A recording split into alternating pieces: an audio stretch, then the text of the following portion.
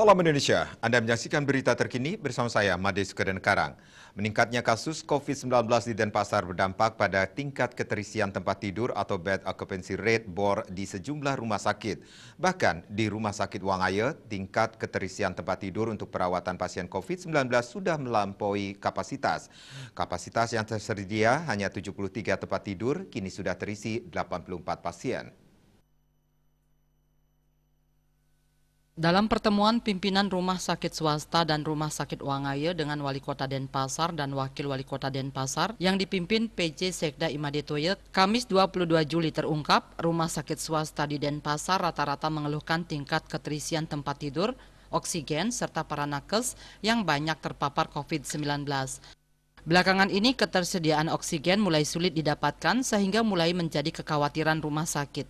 Terhadap kondisi ini, Wali Kota Denpasar IGN Jayanegara meminta agar rumah sakit menambah ruang untuk merawat pasien COVID-19. Persoalannya saat ini BOR sejumlah rumah sakit sudah di atas 90%.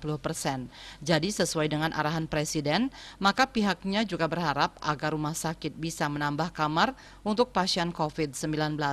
Masing-masing 40% agar bisa BOR rumah sakit turun. Selain tingkat keterisian tempat tidur, rumah sakit juga mengalami persoalan sama, yakni masalah oksigen. Karena itu, pihaknya juga terus mengawal agar ketersediaan oksigen tetap aman.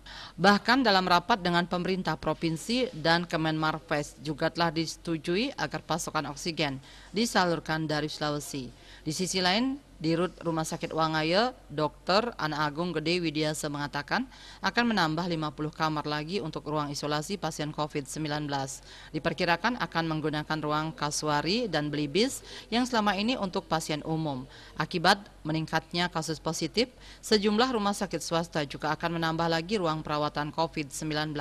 Asmara Putra Bali Pos melaporkan.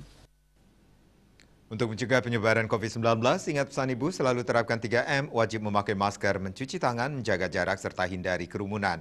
Dengan penerapan perilaku 3M, Indonesia segera terbebas virus corona menuju Indonesia maju. Tetaplah bersama Bali TV. Salam Indonesia.